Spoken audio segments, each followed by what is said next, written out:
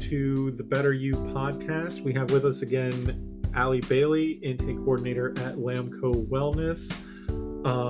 She's going to talk to us about the correlation between mental health and physical health, and her experience with both, which is actually really interesting. So without any more, I'm just going to kick it over to you, Allie. Thank you so much, Aaron, for that great introduction. I'm excited to be back. I know we had a lot of great feedback from our first podcast. So again, very happy to be back. And I have to say, I love the name of our podcast because, well, when it comes to this type of a topic, we're really going to be discussing the powerful connection between mind and body, right? And, we want to be our best selves at all aspects of our world, but also to feel empowered that we are, making changes, whether you're on the journey of healing, growth, or just kind of curious about how to feel better inside and out, this is going to be the right podcast for you. So, we can get started. And something that I get asked a lot, working as the intake coordinator for Lamco Wellness is, well, what kind of got you into mental health, right? Did you work in this like your whole life? Well, the answer to that is no. I was a personal trainer for over 10 years. I still am, but I don't do it as often as, working one-on-one with clients or in groups like I used to. Going through my upbringing, I was the daughter of a bodybuilder who, really brought me and introduced me into the gym setting. And something that my father, who was the bodybuilder, had taught me was, kindness, helping others. It's an important strength that you're going to have through the rest of your life. And working working out alongside my dad, it really motivated me to, be a better person and also kind of see from a very young age that your physical health really, stems to later, good mental health habits. So, went to school, worked out with my dad, really was trying to figure out what I wanted to do. And that's when I became a NASM certified personal trainer. And, upon being a personal trainer... I don't want to interrupt you. What is NASM? Because I have no idea. Yes, it's the National Academy of Sports Medicine. It's an organization that's very well known.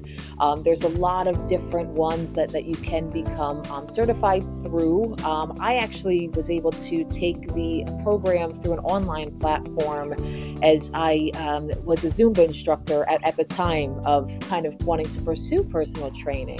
So through them, I was able to also look into different certifications and licenses. So it was really cool that I was able to become a NASM certified trainer. That's a good point because, like a lot of people not knowing, how I got into mental health awareness, certainly it's important to kind of know a little bit about, the background of physical health training. So, with being a personal trainer, I mean, you meet everyone under the sun. I have experienced, and I'll go into a little bit more about, places that I've worked in organizations, but you work with individuals who are students, who are parents, same as though you're a clinician, right? Because you're going to meet all walks of life and people who are coming to you for that assistance, whether it be physical or as a clinician in mental health, the mental health service aspect. With, being in health and wellness for physical health, ultimately after learning about my clients and seeing how, it built their self-esteem and how they were going on to future endeavors such as acting and, modeling and being an athlete, some going pro, it was pretty cool to be a part of that mental health journey as well. And that's kind of what led me into the arms of, becoming a mental health counselor and going through the appropriate schooling for that to become a reality. So, I mean, as far as my journey goes, that's kind of what led me up to, where I am now as the intake coordinator at Lamco Wellness, and having that clinical background. But I mean, I work for a lot of really cool places. I am originally from the state of Connecticut, born and raised. Again, living in Connecticut, my dad, from a very young age, we used to go to the gym. He knew the owner at the time of the gym when I was very, very small, who's actually one of my, well, we say uncles, but he's my godfather. So I'd be like, in a little walker, after hours, in a little play area, and I'd look over, my dad would look so angry lifting these big, heavy, weights, and I'd have this little rattle weight, like, why does he look so angry, but it was really just, him exercising. And again, you appreciate the clanging of the weights now when you're in the gym, and you think back to those memories, because that's really how I became who I am today. About 5.5 to 6 years of my personal training experience was working for the Ivy League, Yale University, in New Haven, Connecticut.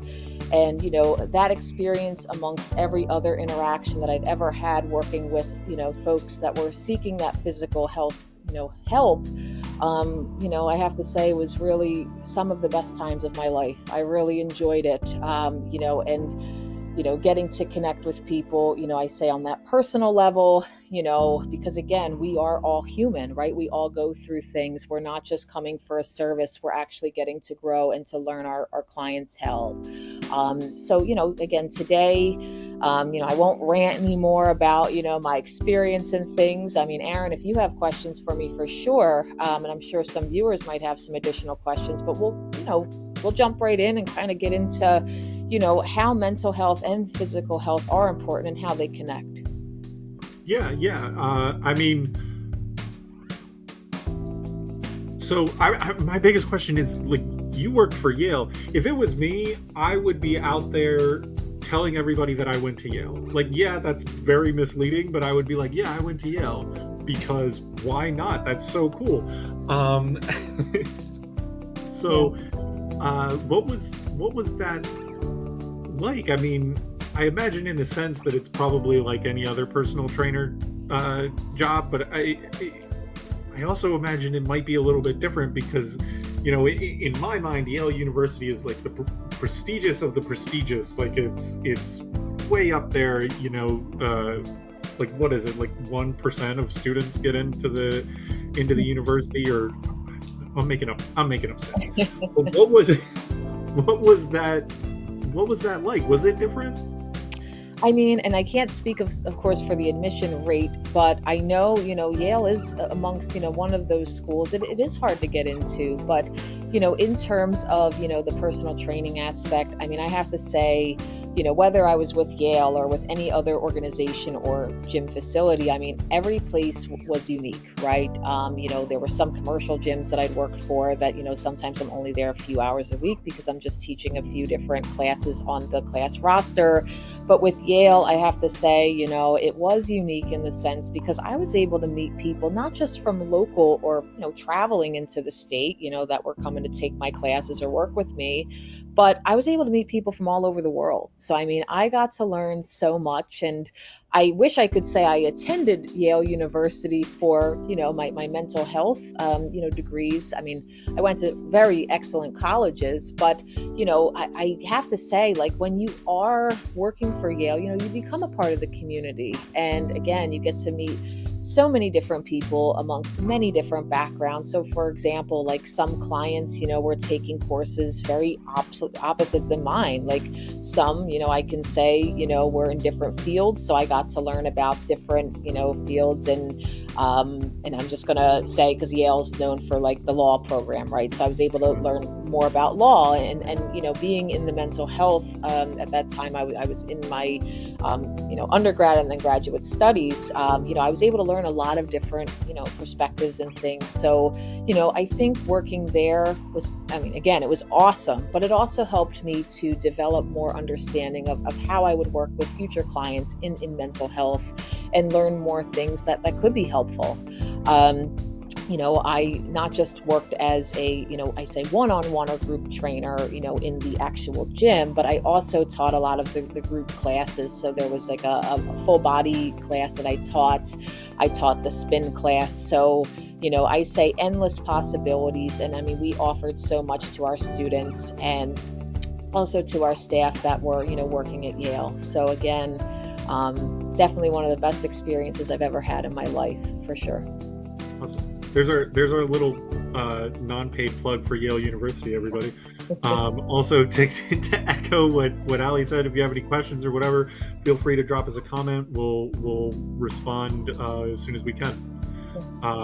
Without any more, let's dig into that correlation between mental and physical health, because this is all about mental health and yeah.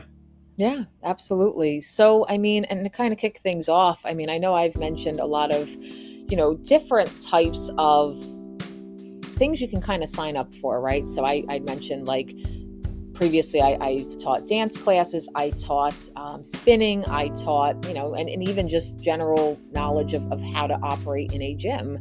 But there's a lot of different ways that we can, emphasize that mind and body connection, right? Like we don't always have to just run and join a gym or, subscribe to a program on our phone. I mean, there's endless possibilities of how we can, enable that connection. So, before we kind of get into those different modes, I mean, I kind of want to touch on, how exercise helps to impact one's mood. Now, I can go down the long research path of giving different examples, but I mean, I'm a visual learner, don't get me wrong, but I'm also someone that, likes to just kind of understand things in regular terms, right? So, exercise doesn't just mean, again, going to a gym, but it could mean going for a walk with a friend after work once a week. It could mean taking your dog out, for a car ride. I mean, that's kind of physical health, right? Because you both are going to the car, you're getting out of the car. Maybe you guys go for a walk beforehand or after.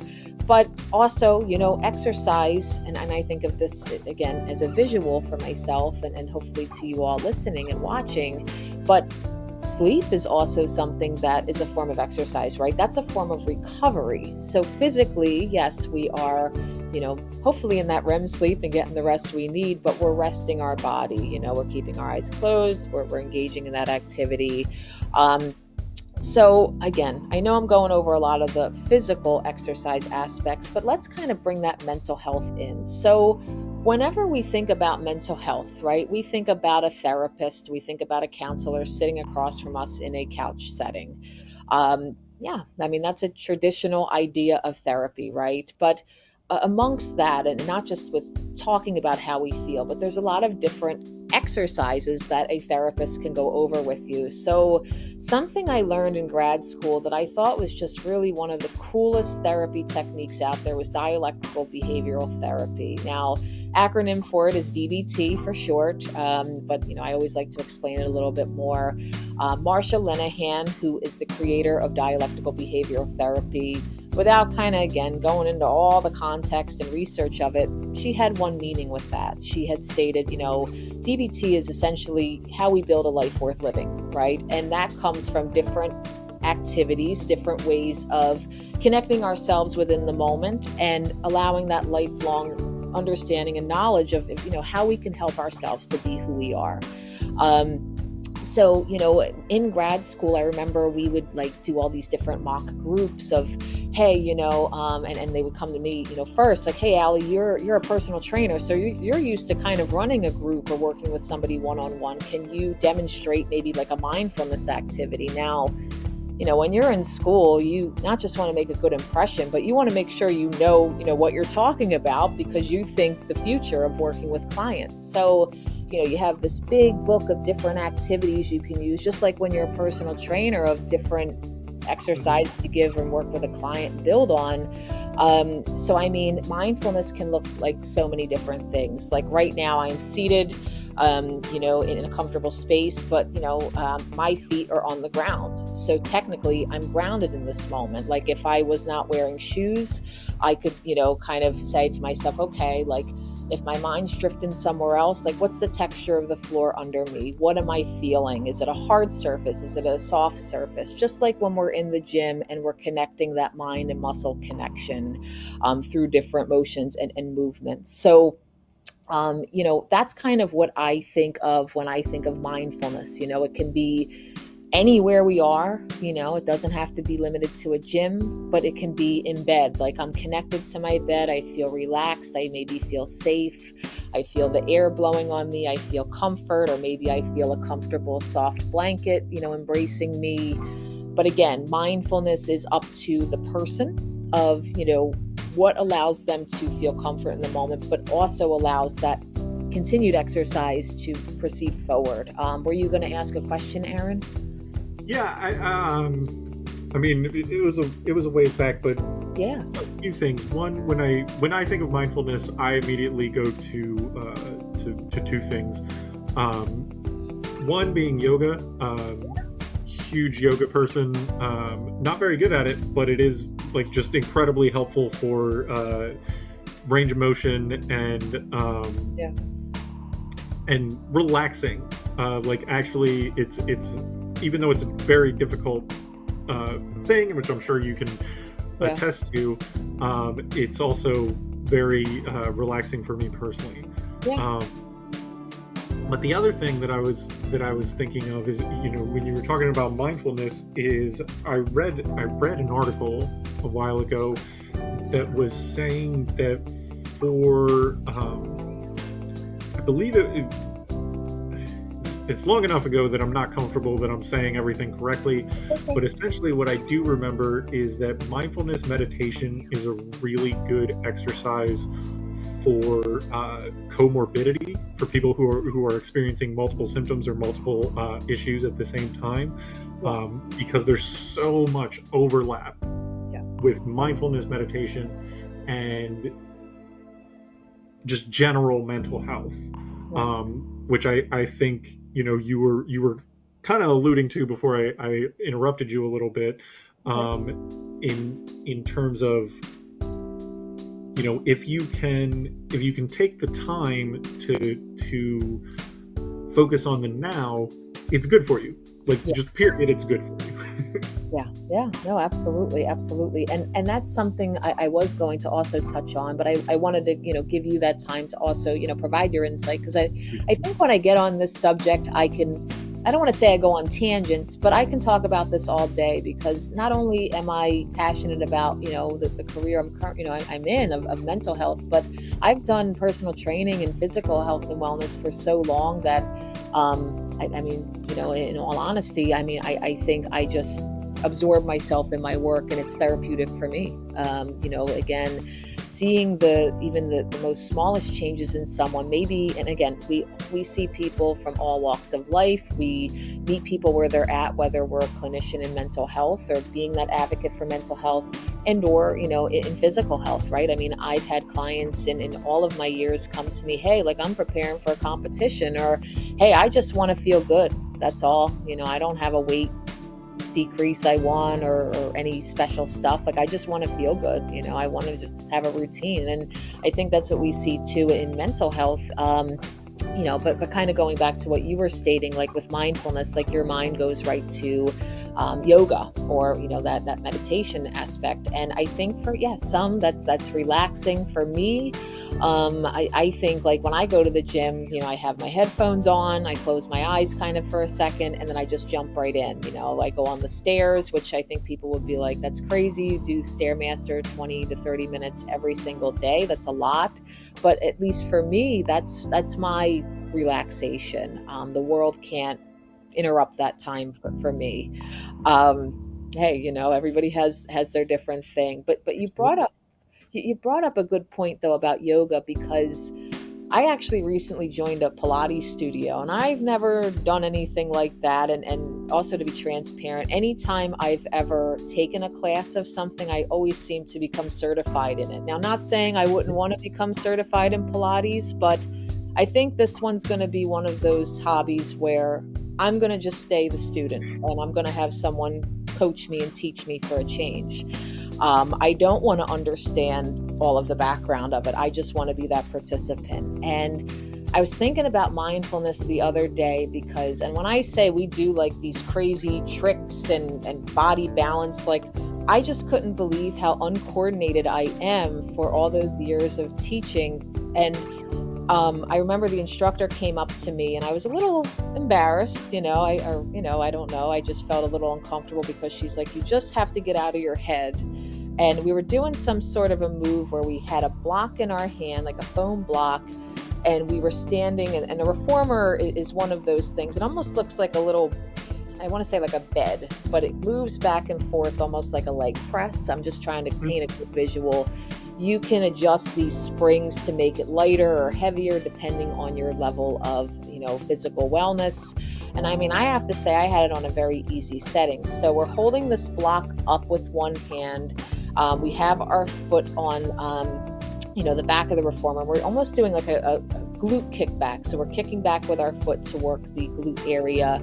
And I'll never forget, just like once she said, get out of your head, like my balance was perfect. And I was like, okay, like my mind was racing, but because I said, okay, Allie, like your footing, you have one foot planted on the ground, you're not going anywhere, but then you have this other one moving. I think it was just ultimately my questioning of my own abilities to balance and to do something that's in motion at the same time. So I think mindfulness is probably, if not in my personal opinion, one of the most important things when it comes to the correlation or connection of mental and physical health. Excuse me. I agree. I also did want to, and if you're getting there, feel free to get there at your own pace. But I did want to talk about, in my own personal experience, I go to the gym as often as I can, not as much as I want to. And I will say, every time I go to the gym, I have almost the exact same experience. Getting there, I'm like, I really don't want to do this, but I need to do this if I want to stay healthy and everything. And then leaving, I feel great. I'm like, oh, this is why I go to the gym. But for whatever reason, I can't mentally focus on that end part of it where I feel great when I'm getting there. I kind of need to use my willpower and discipline, as it were, to get to that point. Right. And I think that is very, to me, that's very similar to people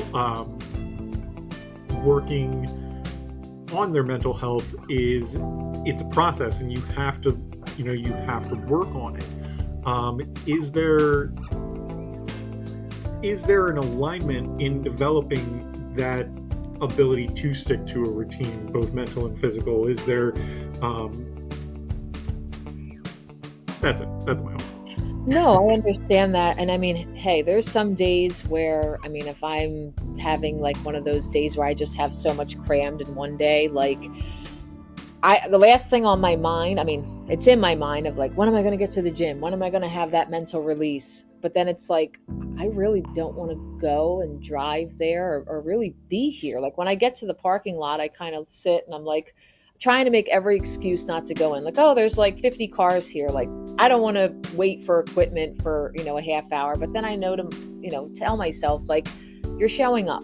You might not do the 28 to 32 sets that you typically do in one lift session, and then your 30 to 40 minute cardio and sauna after. That's probably not going to happen today, but if it does, that's great. And I think sometimes just by having that attitude of like, okay, I drove myself here, or I got myself here. In my complex where I live, and I have no excuse, there is a small little gym. Again, it's not like some of the commercial gyms that I do belong to and go to, but it's somewhere that I can go and tell myself, like, I'm showing up for this. And I think it's great that you're bringing it up, because in terms of, mental health services, I think one of the hardest parts, and I believe we also touched on this in our last podcast, but the hardest part is to show up. The hardest part is that accountability factor. Like, hey, maybe, it's hard for me to come and talk to a stranger about what I'm going through, but it's also hard for me after, like, I don't know, a 15, 16 hour day of doing other things, both work and personal, to, okay, let's go in and now physically push myself to my limits, But to answer your question, to come back full circle, again, as you start to show up, physically, you can really do anything. It's just your mind that you have to say, like, hey, I can do this, whether it's just starting off slow and small, because I think too, your muscle memory kicks in and says, hey, like, I'm kind of craving this physical movement right now. Like, I want this, like, I'll feel good doing this. So And again, there's many different aspects, not just with building and sticking to a routine, mental and physical, but there's other little things behind the scenes that I think we can also talk about, like sleep. Sleep is something we do behind the scenes. We're not, I mean, it would be cool if you could go to a gym and have like a little room where everything's dark and, kind of like a little tanning booth, but you can take a nap. I think that would be really, really awesome. And if anybody hears that idea, I mean, certainly please take it. That's cool. But, sleep amongst other activities, outside of the gym that we do as a regular everyday life thing and participate in can really be, crucial to our health. And I know, I kind of want to get into a little bit about nutrition. And I kind of want to also go over, how that can be a topic that just as a personal trainer, it's a little bit difficult for me to discuss fully. But Aaron, I wanted to pause here because I know I'm giving a lot of information. Is there anything you want to jump in with or ask before I kind of go on? Nothing that I want to ask. I want to preface things.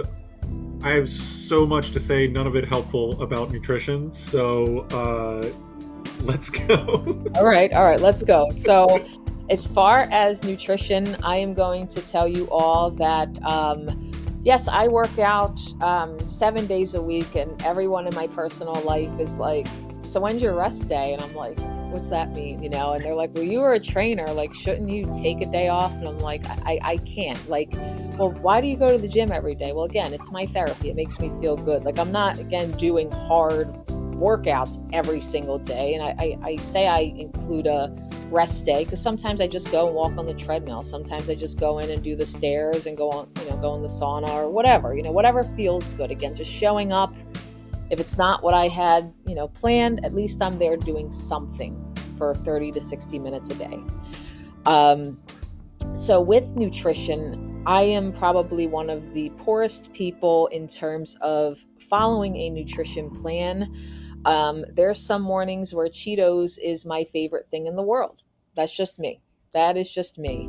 I also drink a lot of coffee because I am a very busy on-the-go person. Again, everyone has their thing, but nutrition is a very important topic. Now, because I'm not a licensed or certified nutritionist, I cannot give direct nutritional advice, probably why I don't, I guess, follow a good plan of not limiting Cheetos. Hey, I don't eat the whole bag in one sitting, I promise. Like, that's not what I do. I do look at the nutritional count, but I definitely think, like myself, and again, I'm very open and transparent. My nutrition could be better. But I remember when I was a trainer, some people would say, like, I know when I don't get enough protein in my diet, like, I almost feel like shaky. I almost feel really drained. And by like 1 or 2 o'clock, like, if I'm drinking a lot of coffee early in the morning, like, I'm having like a crash. So something about nutrition is, I certainly know, and I can say, just with my experiences and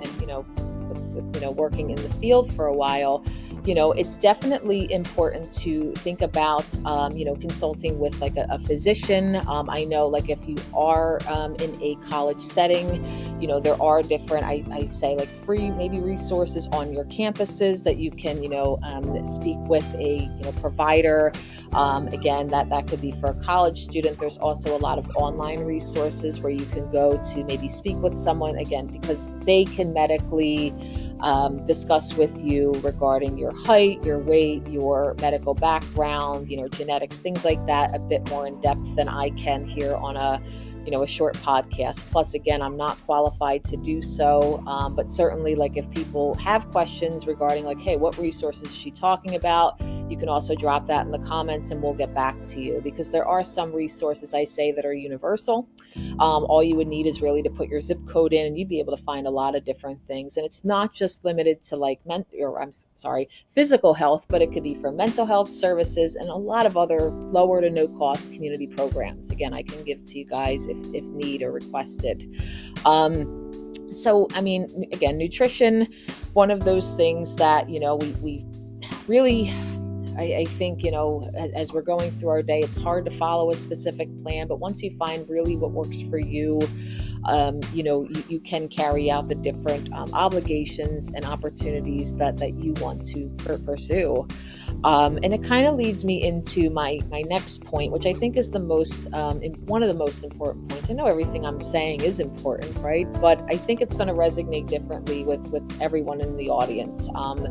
I know when I listen to a podcast or I watch something, like it might have an overall message or information, but sometimes I might just say, hey, like that one point really stuck out to me. Now, Aaron, you had started to share, like, how do I find like a realistic routine, right? Like, how do I balance my personal life, my work life, my gym life? Like, what does that look like? And I think sometimes it's about setting realistic expectations. A few years ago, and as I am the daughter of a bodybuilder, well, he's retired now, but I always like to say Dad is a bodybuilder because he's still in the gym. And my father's in his mid 60s now, so he is still lifting the weights, still every other day, 50 minutes on the highest incline, walking and running at a very high speed on the treadmill. So he's really, still taking care of himself.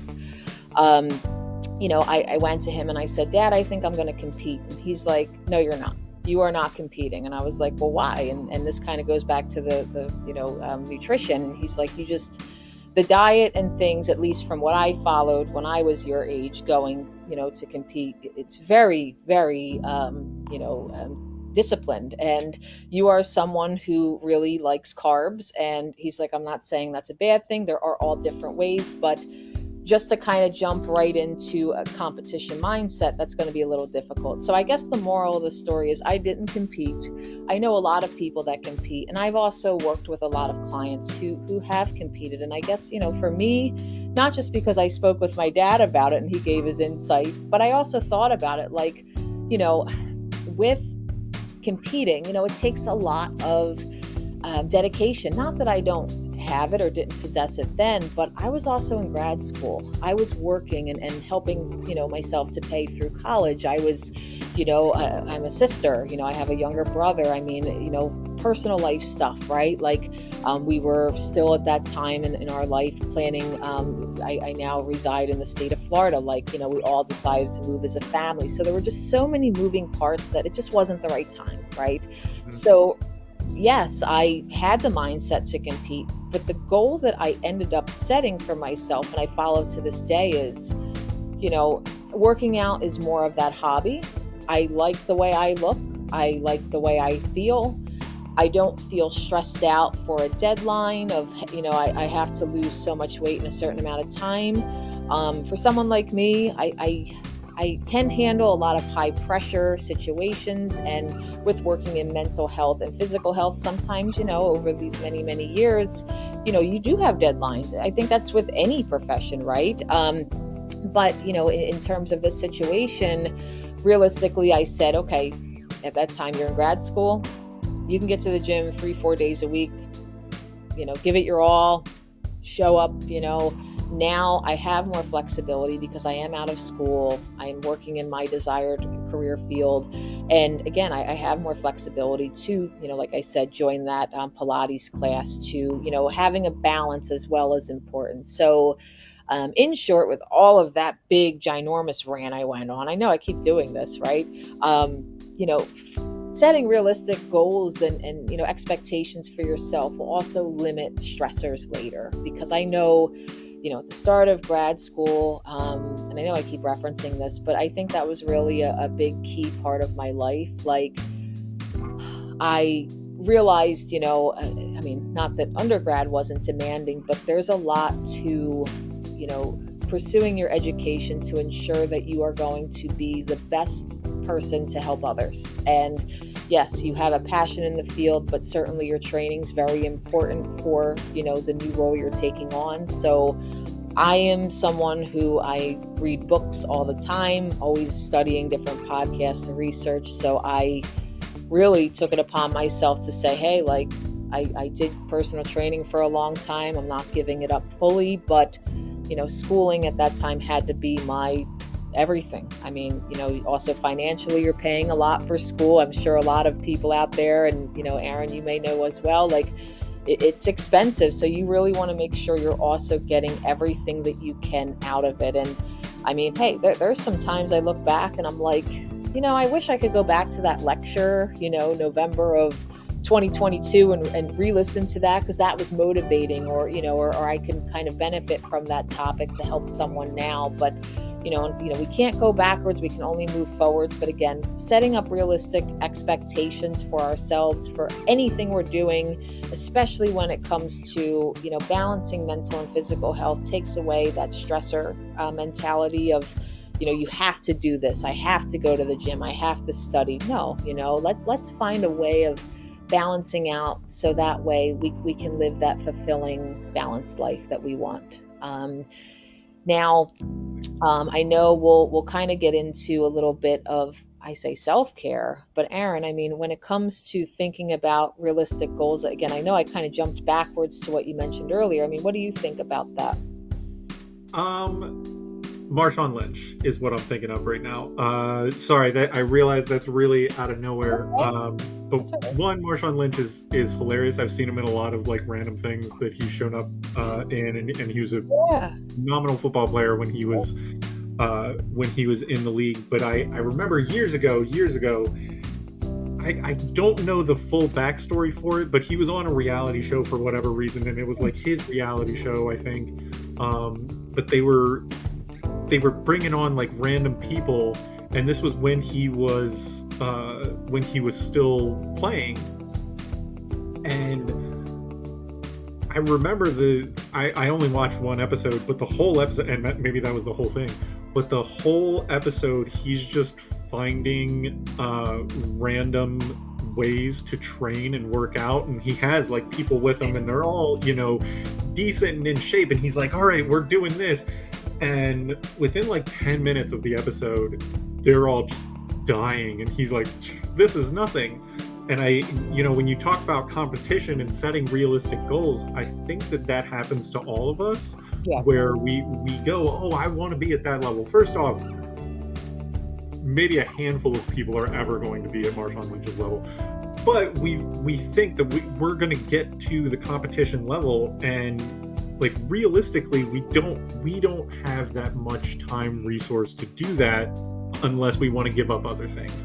And I think for me, that's part of where mental health really can dial in, because we have, and please correct me if I'm wrong, or correct me where I'm wrong, we all have this idea of we want to be everything and we want to be able to do everything. But realistically, the reason that Marshawn Lynch is because he was doing it, and he was dedicating his entire life to being Marshawn Lynch. And that is, I think, something that happens to a lot of people when they talk about physical wellness, is they want to be super in shape. They want to be Marshawn Lynch. They want to be, Ryan Reynolds, Ryan Gosling, any of the Ryans, any number of people who are just incredibly in shape. And it doesn't work out for people, in my experience. Whereas I think if you kind of set the goal of, hey, I just want to be healthier than I am now, it's an attainable goal, but it's also a forever not attainable goal, because healthier is always better. So for me, just to kind of talk about, setting realistic goals, and you were talking about wanting to compete, that's what has been, for me personally, kind of my motivator is, okay, I leave aside the huge aspirational goals, and just kind of get to, hey, just a little bit better. Just a little bit better. No, just a little better. And that's right. It's kind of like that just showing up mentality, right? And I think that kind of is fitting for, and I say kind of my last little bit here of kind of that mental and physical health connection. Now, I know in the last podcast, and I'm hopeful that everybody was able to see that, because I think it was really cool. We were talking about the importance of mental health, and actually something came from that podcast that I want to mention after this. I know I'm jumping all over the place.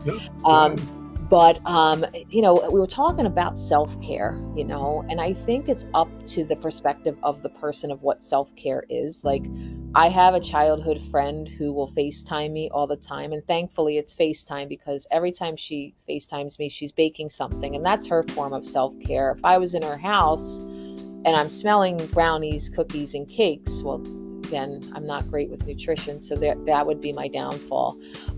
But again, my self-care is being in the gym for sometimes 2 hours a day, and then I look at my phone. I'm like, oh, I'm my mom called me. I was in alley gym mode.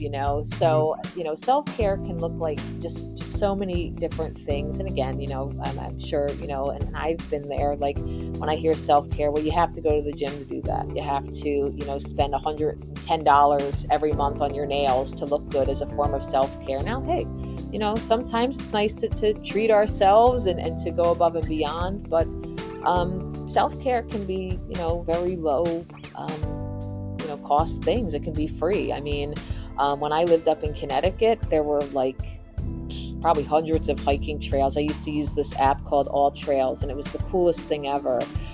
So when you download it, I believe there was a paid version. I'm sure you had more cool stuff you could do, like maybe log your hikes and your times and see different elevations of areas. But I had the free version. I was a college student at the time. I was trying to save money wherever I could. And, with that app, I was able to travel to different parts of my state I grew up there for many years, but I didn't know about Bear Mountain, which is a little bit up north in Connecticut, and actually connects, I believe, if I remember correctly, it's been a few years since I went to Bear Mountain, but it connects part of the Appalachian Trail. And that hike was about 5 hours, but I believe we got up to over 2,000 feet of elevation. And the views, I can describe them, I can show pictures, but it would not do you justice to be on top of a mountain. I've actually been to Bear Mountain. Have you? I have family, or had family, in upstate New York, and when we went to visit them, we took a detour to Bear Mountain. Wow. More than anything, I remember the just perilous road to get up there. But yeah, it was very beautiful. Beautiful. And I remember it was after a very big rainstorm, and I chose to wear, they weren't a new pair of shoes, they were a hand-me-down of a Nike brand. And I remember I was walking, and I want to say, I'm not very tall, but half of my body went down in like this mud-filled sinkhole. And I just remember after that saying, well, after this hike, I have to throw these shoes out, because I can't have one shoe that is completely untouched and the other one that I would never be able to clean ever again. But again, mind and body connection. At that point, I connected with a giant pile of mud, but you can connect with nature in a way of, feeling the warmth. I think when I went, it was just the crisp of spring. It was not really hot. It wasn't really cold. Connecticut's climate is much different than Florida. Sometimes I do miss those fall mornings or spring mornings. When I go out now to go to the store or go out for a walk, I feel a lot of humidity, but I'm also going into the beginning of, everyone else's months of summer, but it's summer here all around. But there's just so many different ways you can have, I know, I'm thinking about the mud too, just connecting with yourself and with nature. And I used to just bug all of my friends, like in Connecticut, like, who's off from work today? Like, who wants to go for a hike? Who wants to, walk downtown New Haven? Who wants to, and some of my friends would be like, all right, I'm sore from the last time we went a few days ago, so ask somebody else. So, I would kind of have people that would go with me, keep me accountable, but I also kept them accountable as well. I think a part of paying now for my Apple storage on my iPhone is just because I have so many videos and photos that I'm afraid if I upload them, like, I'm going to erase, because it's all my memories. Like, I'm not up there anymore. It just kind of brings me back. So as you can hear, just from, my perspective and experience, like, those memories, even though at the time was like my self-care through grad school and thinking about moving to a whole new place away from where I'd grown up, those have really become my core memories and have become a part of my life. Like, yes, now I can't go to mountains and climb and see big views from above, but I can go to different beaches where I live and see, similar relaxing places as well. Even though Pilates is something, it's like a love-hate relationship, because I feel, maybe I feel intimidated when I go in, but I don't feel sometimes that mind and body connection. So that's something I'm working on, right? I'm in progress for progression in my wellness journey, and I'm not afraid to say it. But with balance, I don't have it. With lifting heavy weights and going on cardio for time on end, I can do that. But again, it's finding self-care that works for you, works for your schedule, but also being realistic with it, right? Like, I wish I could go to Pilates every day and master those goals I have, but I can't, and Pilates is something that's a little bit more of a specialty. So, it's a little bit expensive, which is understandable. The instructors are awesome. They know exactly what they're talking about, what they're doing. But for me, if I can get there once a week or every 2 weeks, I feel good, and I'm like, hey, like, I'm looking forward to that. Now, again, specialty item, I'm paying a cost for that, and we want to kind of stick with lower to no cost options. So I mean, if you guys have things that you want to share amongst each other, pop them in the comments. We can also add some as well. We can give some different ideas, but again, just for the sake of time, I know I've kind of been just talking about a lot of different reasons why physical and mental health go together, and whether you're on, the beginning of your wellness journey with either one or with both, or, you would say that you're more, into that journey. I think we all walk, from different areas, but we're all walking on the same path together. No pun intended with physical health with that remark. Yeah, I mean, I think this podcast was, every podcast is important, don't get me wrong, but I think last podcast, we kind of introduced all these different ideas, and I know that there are great plans for future podcasts and collaborations as well. And kind of, I know I touched on this earlier, but something that came out of the first podcast, and I don't know if it's real or not, and I was like so excited when I got the voicemail. Again, I am the intake coordinator at Lamco, so I got this phone call. Unfortunately, I was away from my desk, but the voicemail said it was someone representing Howie Mandel. Now, I love Howie Mandel so much. I am such a fan. I used to watch America's Got Talent, and he was my favorite judge on that show. I followed him through his career. He is just so awesome, fun, really engages with the crowds and things. So it sounded like they wanted me to, or someone, I think, from Lamco to, talk a little bit, with him.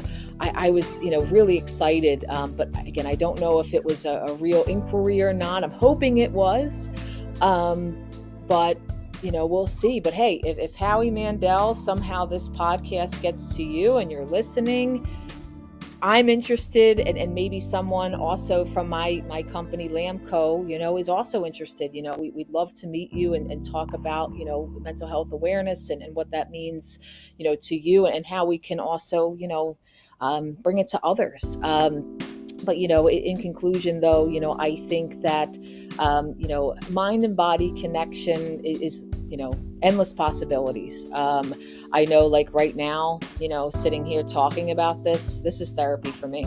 I'm hopefully bringing awareness, maybe not every single little word or detail I'm saying to people watching or listening, but, something will resonate with someone, and, you'll be able to continue on whatever path and what that looks like for you. Yeah, absolutely. I mean, the goal isn't to be your best self, because that's an unattainable goal. It's more just to be better tomorrow than you were yesterday, and so on and so forth, I think. Also, reiterating, hey, Howie Mandel, if that was a real call or your people, I'm in. Allie's in. Yeah. Please reach out. Anyway, thank you so much for being on. Thank you to everybody for watching, listening, whatever. Thank you so much to Lamco Wellness for sponsoring this. Please hit the like button, subscribe, and join us next time. We will be talking about generalized anxiety with Dr. Tracy Tilton. And it's something that's very important to me because I actually have generalized anxiety. So I'm excited to see where that goes. Thanks again, everybody. Bye. Thank you.